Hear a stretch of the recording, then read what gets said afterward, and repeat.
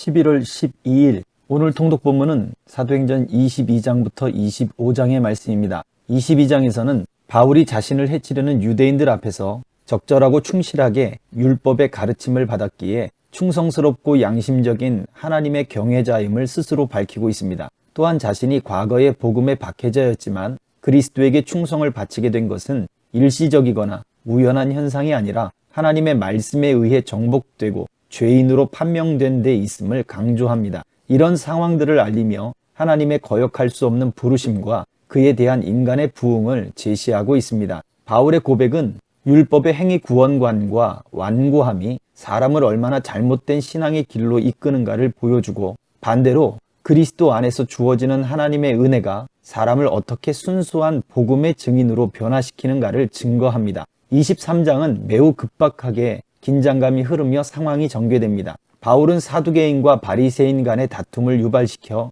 공회 가운데 있었던 자신의 변론을 마치게 하고, 이후 바울을 죽이기로 맹세한 결사대가 조직되는 소식이 들리며 천부장은 군대를 동원하여 바울을 로마의 총독이 있는 가이사랴로 무사히 호송하게 되는 내용들이 전개됩니다. 가이사랴에 도착한 바울은 24장에서 벨릭스 앞에서 자신의 입장을 분명하게 해명하고 있습니다. 유대인들의 송사가 얼마나 잘못된 것인가를 낱낱이 열거하고, 유대인들이 그토록 기독교를 반대하는 까닭은 메시아에 대한 소망이 성취되었다는 그리스도인들의 믿음에 있음을 밝힙니다. 로마 총독인 벨릭스와 그의 아내 드루실라는 바울을 청하여 말씀 듣기를 좋아했지만 인간적 흥미를 위한 만남이었을 뿐 말씀이 진정으로 그들의 삶 깊이 관여하지는 못했습니다. 복음은 오직 믿는 자에게 주시는 하나님의 능력입니다. 말씀을 대하는 우리의 자세도 바로 이러한 믿음이 있어야 되는 것입니다. 총독 벨리스의 후임으로 베스도가 유다 총독에 부임하게 되자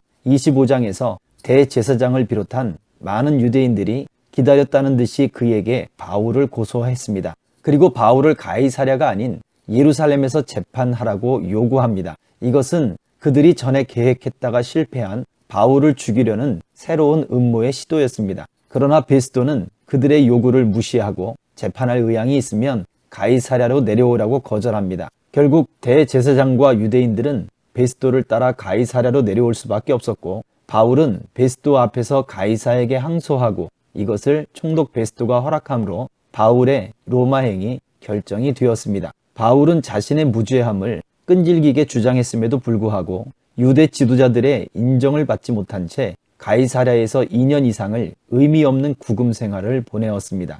율법은 인간을 정죄하는 기능이 있습니다. 그러다 보니 이 율법 행위 구원관은 사람을 때로 교만하게 만듭니다. 그래서 율법은 우리를 진정한 구원으로 인도하지 못합니다. 그러나 하나님의 은혜는 사람 스스로를 죄인으로 겸손히 인정하게 함으로 참된 구원으로 이끌며 상대에 대한 용서와 사랑을 불러일으킵니다. 모든 믿는 자에게 주시는 하나님의 능력, 바울이 경험한 그의 삶을 통해 우리에게 보여주고 있습니다. 스스로를 변화시키며 스스로를 겸손케 하고 하나님의 말씀에 굴복되게 하고 그 말씀 앞에 자기가 죄인인 것을 고백하며 이제는 하나님의 사람으로 살아가기를 확신 가운데 소망으로 가지고 있는 이러한 사람으로 변화시키는 것입니다. 오늘도 하나님의 능력이 참 사랑의 능력과 열매들로 나타나기를 축복합니다.